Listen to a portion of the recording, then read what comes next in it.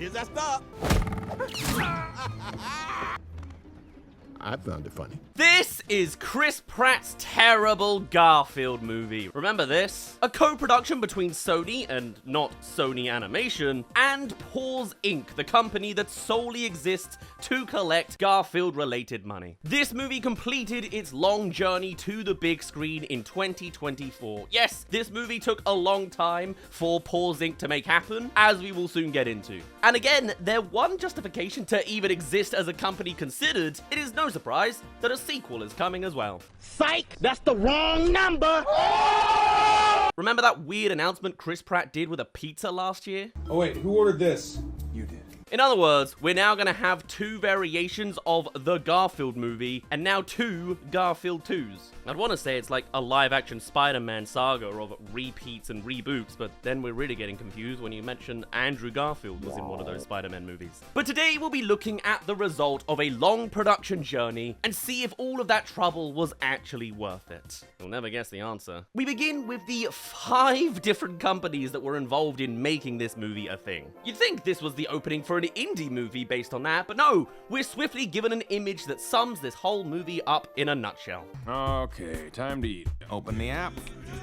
That's right, to make it clear that Garfield's arrived in the 2020s now, the opening shots of this movie are essentially an animated screen record. Oop, new item alert. And yes, we are immediately exposed to that Gen Z coded nature of Garfield's new dialogue. Not to mention, yeah, it's literally Chris Pratt just doing a slightly gruffer voice. Unlike Mario and his slightly New Yorker voice. Delivery goes without saying, no. It's funny that the approach towards, we're making this a classic character relevant to the modern day, is just them having a smartphone. Once Garfield follows theater etiquette and puts his damn phone away, he proceeds to start pitching us the movie that we're about to watch. Can I just say, you will not be disappointed. He's wrong. Although, to be fair, I'm pretty sure even if your movie is good, it's kind of a cardinal sin to not say off the top, you will not be disappointed. I went into this movie thinking it was just gonna be okay at best. Just for reference here. You know, I went in at least expecting Garfield to be Garfield. The classic comic strip character based on exaggerated stereotypes of how grumpy cats behave around their owners, by illustrating what they're actually thinking. That's the core premise of Garfield, right? As we will soon see, that character's not necessarily even in this movie, nor is the owner, the audience's identification figure, really in this movie at all. But I'm getting ahead of myself, we'll get there. It's a story about me. Really? That's a surprise, considering I bought a ticket for the Garfield movie. Actually, is it even called that? I feel like it's Garfield the movie. It's a story about me that no one's ever heard before.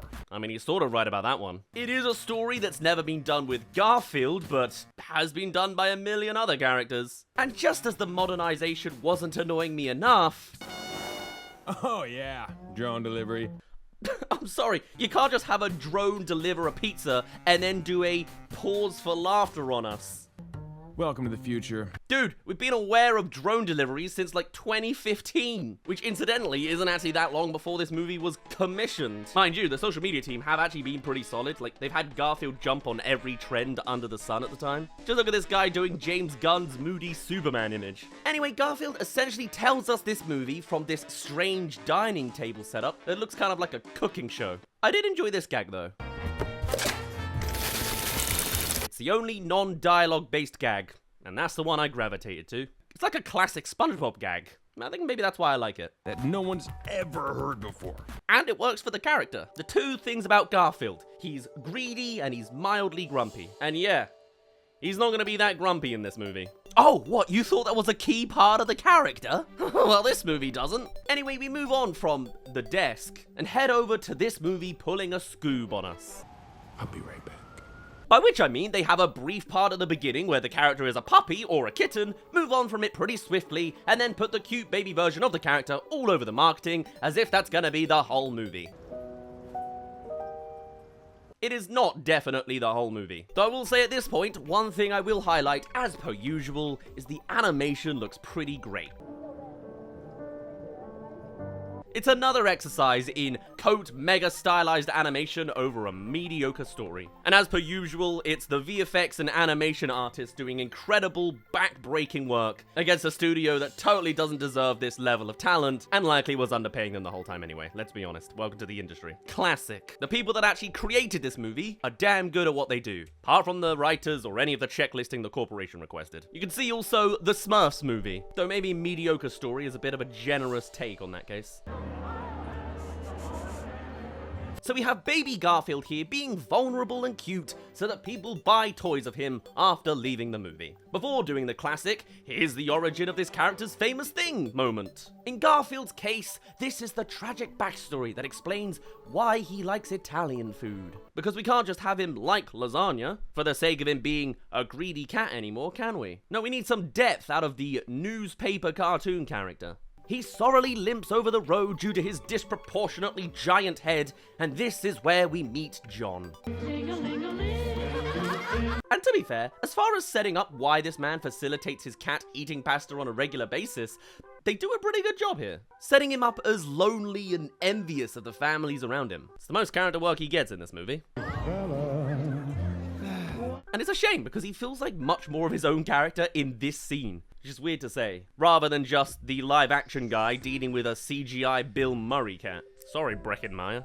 Yes, I did have to look up his name. You don't really see him in stuff anymore, do you? Though I swear he was everywhere in pure 2000s cheese and then just disappeared. What you doing? I'm busy. Oh, hi there, little buddy. Anyway, back to animated John. The meeting of the two does ultimately work. You've got to give him that. Whoa, you are a hungry little guy. It's not exactly treading new ground, but it's fine. But here's the look, it's a thing moment. Some lasagna? Again, every character trait must have an origin. I demand to know what trauma caused Bugs Bunny to permanently be holding a carrot in his hand. Can't wait for that one. Oh, and in case you've forgotten, this movie is contemporary. Dating apps. There's Bumble, Tinder, premium membership. Did they employ writers directly from open mic comedy? And unfortunately for John, his renting life issues come with the contemporary relatability too. I can't have pets in my apartment. Is it just me, or is it kind of backwards that landlords still have control over these kind of life choices? At least here in the UK, we've had boosted renters' rights since then. We don't need to ramble about British politics right now. Anyway, we have a bit of a Puss in Boots type stare-off because, of course, John does take Garfield home. That's how I adopted John. And there we go. End of the movie. Wasn't too bad, some annoying modernization, only 10 minutes long, surprisingly. No, but of course not, we still have well over an hour of this movie to enjoy. They're only just throwing the title card in now. And in fact, this movie breaks the realism of John's millennial status as he gets a house so that he can have the cat. Oh, I didn't know it was that easy. And as this continues, we also have this bizarre phenomenon of Chris Pratt going between his gruff Garfield voice and, well, just his voice. Listen to this. Life here is pretty near perfect, except for... Come on, Chris. Pick a lane. I thought you were an A-lister at this point. You know, ultimately he's fine as Garfield, but that was exactly the takeaway I had from him as Mario as well. And being 2 for 2 on fine for a guy using his own voice to play two iconic characters really the standard now? At least in Lego Movie, it was an original character. And it's not even especially his fault. It's the casting directors who gave him the damn job and the director telling him to just use his own voice. Mostly. Anyway, we have this status quo montage of various quick modern-day household gags like this. Which is lame enough as it is, but then we see what's actually on Catflix. Yes, it is a piano cat gag. So on the mark, it's referencing 2006 YouTube. You know, the reference that was already 9 years old when this movie was commissioned 10 years ago from when this came out. But no, that's not enough either, as we also have John on a damn Peloton, as well as John wearing what I'm pretty sure are Sony headphones, of course, and listening to guided sleep meditation. Imagine yourself drifting on a sea of tranquility. What's kind of weird as well is they start to characterize Odie as more of a Gromit type character. Odie, everything from the bottom 2 shelves into a dumpling. You see, it's the same expressions and everything. They don't play him like this all the time though, which, if anything, just feels a bit inconsistent instead. To have both Odie the loyal idiot and Odie the fed up of being a loyal idiot. It's weird. But anyway, here's where the story introduces its next turn. Have we actually started yet? With a sequence that really makes me hope that they warned people with epilepsy. I feel like they didn't. Why did the Garfield movie need a scene with flashing images? No matter, they have Roy Kent turn up as a creepy, evil Michelin Man dog. Late night snacking. And then, they just get kidnapped. No setup or conflict with John beforehand or anything. It just suddenly happens. That's that. But at least we get a couple good jokes about it. The cat is out of the bag. I'm kidding. And the exposition is just as complex. I hope this kidnapping plan works or she'll put us down. They leave hanging Garfield and Odie by the feet, ready for Garfield's dad to show up and become part of the movie. Come on, Junior. Yeah, they're wasting no time with this one, except all of our time. Barely even got to see Garfield with John beyond that montage, and we're already here with Garfield Sr., voiced by Samuel L. Jackson. For whatever reason, it's giving Bryan Cranston as Poe's dad in Kung Fu Panda 3 energy. You. Probably because it's yet another animated movie where the main character meets his estranged father, and like many of those stories, spends most of the time bickering in increasingly less interesting ways. Formula. This is Vic, my father. That's not even getting into the real lore of Garfield's parents and how that was already a thing that we saw in story form in other media, but we'll get to that eventually. Why'd I have to do it for Garfield, man? He's already got the history for this stuff. This is just retconning, rewriting, and doing it worse than the original. Again, we'll get there. I'm getting ahead of myself. I'm getting ahead of me getting ahead of myself. And for whatever reason, they're also giving the villain Kung Fu Panda aura here as well. No, not her. Again, this thing has escalated so quickly. We had domestic life with some half-baked modern-day references and have suddenly switched to kidnapping, and now this. We're not even 20 minutes in. The plot started a little too quickly, if you ask me. Hang it. But not to worry, this is the villain's actual energy. Oh, you should have seen your faces. And just to hammer home her place in the 2020s Garfield world, she's got a smartphone too. Post that ASAP. And yes, we have another Ted Lasso voice here with Hannah Waddingham. They really did just go, that's a popular thing right now. Let's rope in people from that and make it work. But you gotta love her energy. Tells you a lot about the casting process that they also gave Chris Pratt playing himself. Are you feline sad? Cat got your tongue. She is, to be fair, brilliant in this, considering the material she's working with. That's kind of a pattern for her voice work, considering she was also the new Grand Councilwoman in Lilo & Stitch last year. Someone actually putting in effort, what do you know? And as whatever's going on continues, they also continue to give Garfield contemporary things to say. Throwing us in a burlap sack wasn't exactly an Evite. Does anyone actually say Evite in conversation like this? Are the kids saying Evite? I don't think they are. It feels like the same level as email, you know, outdated and written by someone who's middle-aged, probably back then. Late 40s movie executives putting this together? Yeah, that sounds about right. They also go into the son and estranged father clashing really quickly. Let me handle this, Junior. Oh, don't junior me. Don't call me Junior. This really is just the third Indiana Jones movie where he meets his dad, but with Garfield, isn't it? Quite appropriate, as that's another one of the million characters Chris Pratt's been rumored to be cast for. For the love of God, I think that might be the one to push me over the edge. And I'm a human coping with planet Earth in 2026, so that's saying something. Wait a minute, Chris Pratt's already done this storyline. It's called Guardians of the Galaxy 2. Is Garfield's dad gonna turn out to be a mass-murdering planet? Is that what's happening? Honestly, I would enjoy that. Garfield, get on it next time. I want it to matter. I was a failure. Anyway, it's time for the Hannah Waddingham cat to have a flashback too. Whilst I'm pretty sure we're still in Garfield's flashback from the start of the movie. So I guess we've officially achieved flashback inception. And then I met Vic and his crew. Again, about 20 minutes in, we're already completely breaking down the villain origin story. Like, what's the rush, guys? Why not the speed limit? I blinked after John was told to go on Bumble, and now we're here with a villain who's already told us everything that's happened to her. Slow down! We've barely met Vic! Jinx, I tried to come back for you. You have to know that. And so yes, we get the whole story dumped on us right here with little subtlety on show at all. No, my purpose was revenge. Great, thanks for explaining. Kids possibly couldn't understand this story if you don't just shovel it all in them in the first possible minute. They don't deserve competent writing, right? Though that is what I mean with the Hannah Waddingham thing as well, though. Because that's actually an incredibly well-delivered, lazy piece of exposition. Oh, and then there's this. And when I discovered you were his son, I'm pretty sure that this discovery never gets explained. She just found out. I think that's just the thing as well here, man. There is very little world building before this point, beyond John taking in Garfield, and then some fun around the house, and then in like 3 minutes, we get dumped on with all of this lore. It's all part of being associated with Vic. And the bargain that Jinx makes is that Vic has to bring her, insert big number here, quarts of milk.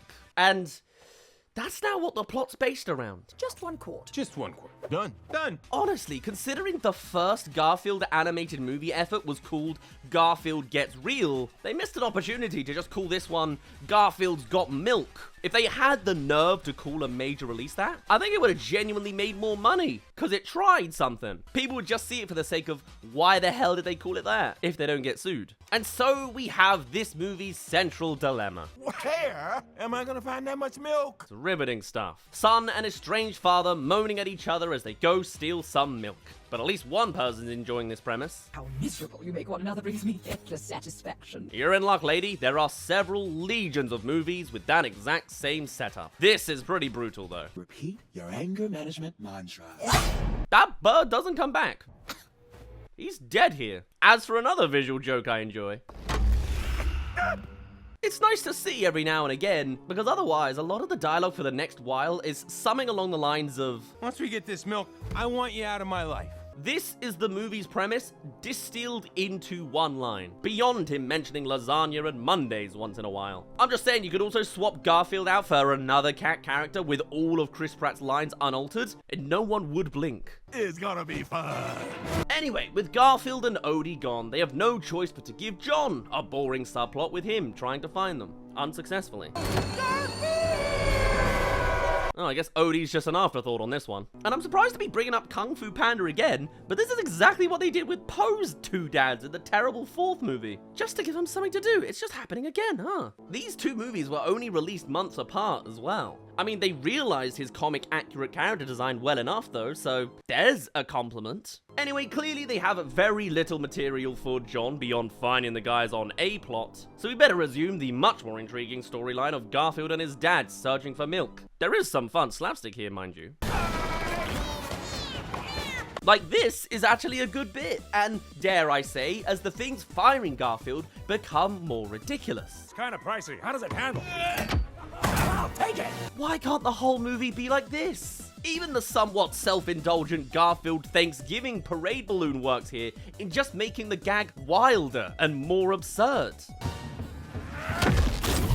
I'll take this over screen recording Garfield's takeout order any day. You and I have different definitions of fun. Hey there, thank you for making it to the halfway mark of this video. Come subscribe if you haven't already for more terrible animated movies. There'll be more Garfield, there'll be more Chris Pratt. This stuff's gonna go on forever, you know it is. So come subscribe if you're interested in more. And now to the second half of the terrible Chris Pratt Garfield movie. You and I have different definitions of fun. Finally, some comedy in this comedy. Well, fancy a boring scene of John looking for Garfield? Hello! You've reached Find My Pet. Yeah, that'll do. The gag that they go for is the same tedious answer machine gag we've seen over and over again for decades, so it really isn't worth our time. What do I press to talk to a real person? He gets annoyed, shouts, "Garfield, where are you?" And we're back to the train, where Papa Garfield is re-stressing his character's motives in case we hadn't realized already. Jinx can't be trusted. Gotta keep Junior safe. And we proceed to have yet more Vic and Garfield just not getting along, during which they try and refer to Garfield's size. You know, the pasta-based diet and all that. Surrounded, much feel overly pampered into a cat like you. Yet this gag's completely undermined as you have the dad right here constantly making Garfield look tiny. In fact, as far as scaling the size of characters go, Garfield's dad is potentially the same height as fucking John. They also get the second Olive Garden name drop of the movie. You've obviously never been in an Olive Garden that's run out of breadsticks. Oh, looks like Gen Z's Garfield's going for corporate Italian rather than supporting local business. How on brand for this one. And yes, this back and forth moaning continues across a few minutes, the highlight generally being Odie doing his Gromit-like chores in the background. Here's that stop. They then get off the train, and it's time for the lactose farms, where kids get to enjoy all the joys of dairy farming, other than what happens when Mrs. Cow starts to slow down on the old milk production. I love that it suddenly turns here, though. Again, there are some gems in the visual gags, although one involves yet another bird death. All we have to do is climb the fence. What's that problem with birds, man? Does this count as a running gag? And then they decide to take this direction next. Is that Otto? He's one of the mascots of Lactose Farms. I'm sorry, I'm still getting my head around the fact that this is what they pitched as the definitive Garfield movie, having a plot revolving around a dairy farm. I don't recall Lactose Farms being in the newspaper strips. I'm not that guy anymore. And so we go on this side quest with the depressed mascot, featuring Garfield singing the jingle in typical zany character of no specific personality fashion. And I hate to say it, but the horrifically photorealistic Bill Murray version got the essence of the character down better than this. At least in that movie, we got more of the self-serving schemer side of Garfield beyond a quick montage. In fact, Garfield's selfish attitude actively has a part in the plot. He was an active protagonist despite the laziness. In this movie, everything's just happening to him. He has no opportunity to be lazy and selfish. His crappy dad that's left him hogging the sleazy limelight, leaving Garfield as just a guy who's quite reasonably annoyed about his abandonment issues. Again, swap Garfield out with a random new character, and no one will be saying, well, there's a rip-off of Garfield, clearly, because it's not clear that he's even Garfield. Anyway, the initially comedic bull then also gets a tragic backstory. We're just adding it to the collection. Only Odie is immune. The corporation that took over separated me from my Ethel. I tell you what would have made this better. Instead of just speedrunning a backstory on a guy we just met, we could have seen him set up earlier in the movie via a commercial or something. Have a Lactose Farm ad pop up on Catflix because John couldn't afford the ad-free package and set this whole farm and character up earlier on. Al's Toy Barn the joint, you know? It would have been so easy to plant that seed. Let alone if they hadn't also sped run the entire status quo with a montage and actually instead given us essentially a fully animated Garfield news strip premise to kick the movie off with. I'm not even gonna gush on the flashback animation style. Yes, we have another flashback in a flashback. She was put on display as part of the tour. I'm just annoyed at this point. It just feels like a weak rehash of the Manny cave drawing sequence in Ice Age. Ironically, the laziest, selfish part of this movie is the writers and the executive decisions. We feel you, Otto. We'll find another way to break in there. Anyway, they do the classic plot the farm in the sand heist briefing routine, and weirdly they sort of do a nice reference to Monty Python's Paris sketch. What makes you think he's dead? I have eyes and can see. Their masters are playing dead. Wow, a bit of dialogue I actually appreciated. And would you be surprised to know that they then cut to a 2D animated projection of the plan, complete with the Mission Impossible theme tune? There you will locate the air vent. Yeah, there is some basic stuff in here that no one's ever heard before. I'm surprised people are even still attempting this kind of scene, since Spider-Verse absolutely nailed it, bagel in hand. The one I do enjoy is that the tokens representing them, roadkill included, are used in this sequence. And then this payoff too. Roadkill. Hey! I'm working here! Anyway, shall we cut back to John's one-note subplot? If you've lost a cat, please press 1. Alright, thanks, that'll do. On to the break-in day, we start with more clashing of Garfield and Dad, because they haven't really done that yet. And Odie being Gromit again. Get that lawsuit ready, Aardman. Really, the biggest sin is that it's yet another movie with another loose training sequence to kill time. Not to mention, they've managed to turn this whole thing into a heist movie suddenly. The overdone trope bingo is just off the charts today. Ever heard before. During which the characters get everything wrong, with little consequence to the actual put into practice moment one way or another. Except with the bickering parent and child thing still in play. Odie, tell my son to please stop whining. Yes, they've now managed to get through half a movie with this vibe of dialogue, and that's the whole scene. More fighting and moaning. Yay. And just in case we needed it pointed out that this is the serious bit of the conversation. This is about to get real. Thanks for that. We have yet another flashback within a flashback. Wait here, Junior. I'll be right back. Complete with desaturated backgrounds just so we really know it's about to get real. And the big tragic event is... His dad was delayed because a guy had a long phone call. Is that it? That's the big mysterious thing from the start of the movie? I was ready to give the movie a, oh, to be fair, they did this scene quite well sticker, but no! That's a pretty weak tragic backstory to me. Like, why did he wait that long? Try somewhere else, buddy. What does hit harder, though, is Vic seeing John take Garfield in and realizing his son has a better chance at life with a full plate with him. Actually replaying the first meeting scene with Vic seeing it all, that does actually add some emotional resonance. It adds a twist to that opening scene with his dad making that sacrifice. It's a shame about the movie they put around this setup and payoff, but this moment in itself does do the job. And let's not let the character animation here go unrecognized, projecting actually a pretty complex range of emotions onto this somewhat extreme character design. I never knew. Anyway, we've forgotten about the villain for a while. Should we check in with her? Ready to rob the dairy. Perfect. With our actual plan unfolding, we do have one of my favorite jokes. There'll be an attempt to rob one of your... It's the simple things. Thankfully though, the head of security just happens to have a critter talk translator on her phone, so that sorts that one out. Cats mean business. Off with one of your milk trucks tomorrow. The thing I will say about this chief character is this time maybe Madagascar 3 needs to make a phone call about their villain, because this lady is alarming the similarities bell for me. Of justice. Ever heard before?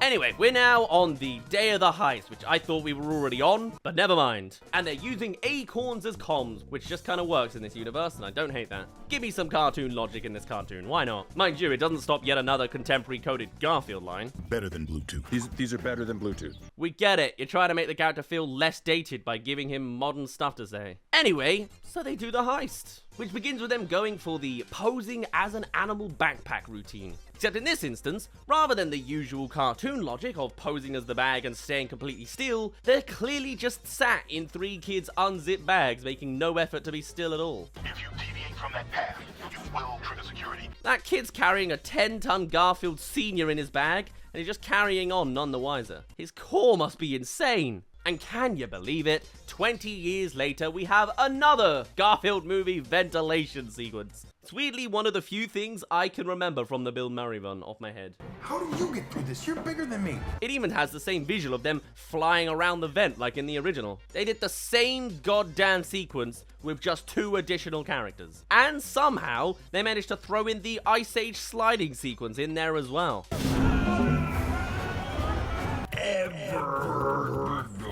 Anyway, they get through their sequence of sliding and screaming that I'm sure a child found mildly entertaining, ending with Garfield in a huge twist with this movie. Son of a cud. Doing a Garfield thing. Oh, cheddar. Wait a minute, haven't we seen a ventilation sequence end like this before? Once again, my life has been saved by lasagna. Why are the most Garfield things in this movie just derivative of the 2004 movie? Is that movie really the benchmark masterpiece to be deriving material from now? Yes! Yes! Also, notice in that one clip from the other movie that feels more like Garfield than anything we've seen from this Garfield. Like, it's night and day, right? Anyway, we then have this sequence through this generically futuristic factory with hover technology, which brings me once again back to Scoob, which ultimately became less interesting as they threw in spaceships and futuristic stuff. This factory does win it back for me though, when it's revealed all of this elaborate tech is in aid of giant sections dedicated to different types of cheese. You have mountains of grated cheese, furnaces of fondue, a string cheese section. Like, that's fun and creative, you know? I'll give it its flowers there. A hint of interesting world design. The first? Might be the first. Anyway, Madagascar 3 villain incarnate is here. The easy way or the hard way? I'm up for either. What? Complete with the hyper-efficient superhuman instincts, extreme tools, and all the rest of it. Something Mrs. Tweedy about her design as well. That is taking the fucking piss. I promise I'm not baiting Aardman with this movie. I've just realized as well, we haven't hit this movie's The Betrayal moment. Sorry about this. What?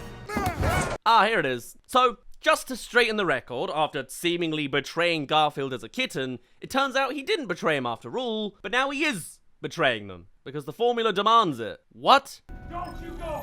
There! And from here, it all goes wrong. Vic drives away, Otto and Ethel, who are now a far bigger part of this movie than John, if you remember that guy from the start of the movie, are separated again, and Garfield and Odie are impounded.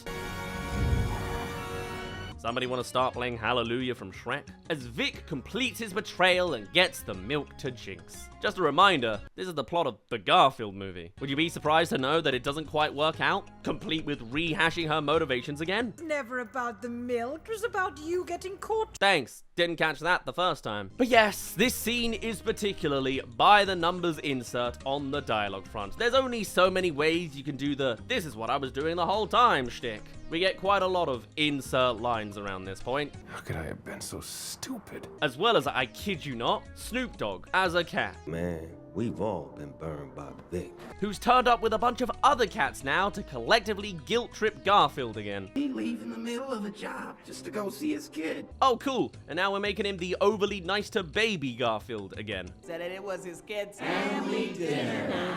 We are getting some mixed signals here. And now, briefly reappearing in this movie, Garfield, there you are. John! oh yeah, John's here now. And that's no plot hole, actually. He had been ringing the Lost Pets line. Just maybe the timeline doesn't make sense. It's more for me that it just doesn't feel like they've done a lot with the character in this one, you know? For this movie's sake, the guy from the first 10 minutes and the odd 30-second cutback is now here again. Now Garfield's home. That's right. I'm back. Where he partakes in the Catflix gag from earlier and the same song from the opening of the movie. And if you have young children, this would be a good time for them to leave the room. I don't have young children. Can I leave anyway? And so Garfield is about to continue indulging until he then has the guilt tingle about his dad. So he goes to the tree referenced 5 minutes ago and feels bad about his father. For Garfield as a character, of course it proves he wasn't lying, but we the audience already knew he wasn't lying because we saw it in the damn flashback. Are we still in Garfield's flashback from the start of the movie, by the way? I don't even know anymore. But anyway, maybe this moment would have been more engaging for us as an audience if we were given those flashbacks now. You know, as a reveal, rather than earlier. He was here. He saw me grow up.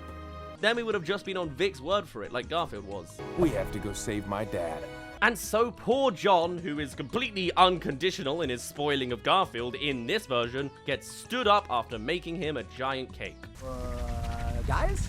This guy's just getting stood up in this movie in general. Oh, come on! And Garfield and Odie deduct from Jinx's murder board that she's gonna do a climax of Paddington 2 number on Garfield's dad. Right. Yet another derivative story beat. This movie is not original at all. And it has got to stop now! I untie Vic and we jump off right as the train gets to the bridge. And into the climax we go. I'm presuming using the same train model from earlier, saving on the budget. Don't hate that, to be fair. That's just economical. I didn't come this far just to turn around. Let me untie you. What unfolds is a classic train chase on the roof, featuring an actual payoff to that one drone takeout from the start of the movie. That one lame gag of a drone coming into frame is now the justification for these drones being the centerpiece of the climax. Just to make sure the climax is also relevantly filled with modern tech. I'm guessing the producers meeting was, the kids won't care about the Garfield movie unless we put drones in the damn finale. Garfield needs drones! Which turns into a Top Gun riff for whatever reason. Quite ironic considering Top Gun Maverick was kind of about pilots being replaced by drones. Oh, and just in case you didn't get the reference, don't worry. I do my own stunts. Me and Tom Cruise. Yeah, get it! What address did Garfield give these delivery drones anyway? The train? Anyway, want to see some acting from Chris Pratt? I never understood the purpose of salad. Go on, give him the Oscar. And weirdly, this climax also feels derived, another one, from Spider-Man Far From Home whilst we're at it. Chris Pratt has done voice work with Tom Holland before, after all. Garfield is just the latest on the Pratt-Thanos glove. Whether you're Lego, Pixar, Mario, or Garfield, no one's saved from this guy doing the exact same voice performance. But hey, here's some fun action beats I actually enjoy, like this. Like, that's actually an example of how to enhance old-style slapstick with CG animation. You know, having a mega detailed flame burst out like that just makes the gag have a harder impact. And would you believe it, not everything goes to plan. And Garfield and Papa are captured again. But unfortunately for Jinx, she's limited to basic villain logic. Don't throw them over just yet! And again, would you believe, that turns out in the wrong direction. Because in that short patch of time, the henchmen, or dogs, suddenly find themselves having a change of heart. But don't get annoyed about this sudden development. They justify it with the dumb character making a self-aware story point about the core character relationship with some long words. Their love for one another indicates that despite their current circumstances, they are at peace. It's not bad storytelling if you're being self-aware about it. This is the second time now they've had a character explain to the audience Garfield and his dad's relationship growth. And so they all fall off the bridge down the SpongeBob movie trench, only to be saved by, and this is just what's happening at this point, the big dog's body flaps. You have a beautiful body, sir. They even saved the evil Hannah Waddingham cat. Ain't that nice? We have to get through this half-baked noir bit before we reach the resolution. It was a dark and foggy night, where they trade Jinx for the other mascot cow. You are my day. You are my night. At which point, they genuinely needle drop, let's get it on, and absolutely do imply what you think they are. Alright, sure, two cows just randomly bumping uglies on a random bridge. And now to the end of this movie with the awkward goodbyes. So, yeah, I should go. Yeah. Well, you know that's not gonna last long. We check in with John to complete his final 5th cameo appearance. Again, barely been in this movie at all. Before, his dad's still here, he joins in, large stray cat just comes into John's house, no problem, all happy families. And we end on the line of whether John actually understands Garfield or not officially being blurred. Is he gonna be coming around for dinner often? He's family. Like, what are the rules now? You clearly established that they needed a translator earlier on. Sure, you can assume John didn't hear any of that, but it was certainly played like they were talking to each other. I don't know, man. And just as I thought we were done, they drop product placement for both Walmart and FedEx in the space of 3 seconds. It's so blatant. They didn't even narratively need any of it at all. They just had a character use both services in a matter of seconds and dressed it up as a joke. It almost feels like they put it there at the end of the movie because it's too late for audiences to complain about it. And with one final compilation of generic animated events to feature all the characters, we finally get to the end of this boring movie. That's the thing with this movie. It's by design a safe, by-the-book collection of generic narrative tropes we've seen in a bunch of other movies far better than this one, even with also Chris Pratt in it. And sure, that often happens with these kind of movies. The thing for me, though, is Garfield himself, because for my money, there's little of that original character actually in this movie. He eats lasagna and says he hates Mondays a couple of times. That's about it. Garfield is a grumpy, lazy cat who eats lasagna and hates Mondays. His very existence and success stem from him being a funny, relatable caricature of the household cat. His default look are the almost closed eyes and laid back stance because he's a chill guy who doesn't care. Yet a lot of those core character traits are just missing here. The main instances of him having that expression are usually him being clenched and annoyed at his dad. He's completely sanitized here and puts me in this horrible position of having to be complimentary towards the Bill Murray movies. How did we get here? At least those maintain some of the spirit of the original character, with some of the movie's events actively being influenced by Garfield's lazy, self-orientated behavior. And guess what? John's actually in the bloody movie for that one. Wow, the standards are so low. Add on to the fact that Garfield already in history has a plotline with a mother who he has to say goodbye to, and they made it an emotional, animated little sequence. And the fact that they've pasted over all that and said, oh, here's a dad instead, the most generic dad plotline ever, it all comes together as just an incredibly lazy reboot. As if the writing team and the executives behind this movie were all Garfields in disguise, doing a better job at being that lazy, greedy, self-indulgent type than the actual Garfield they put on this 3D animated screen. Anyway, that was the terrible Chris Pratt Garfield movie. Can't wait for Garfield 2. For now, though, I'd best finally end it off there. My name's been Daz. Thank you very much for reaching the end of this video. Do tell us your thoughts on Garfield again.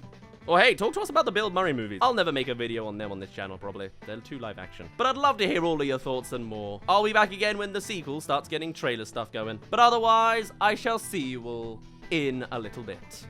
Cheerio!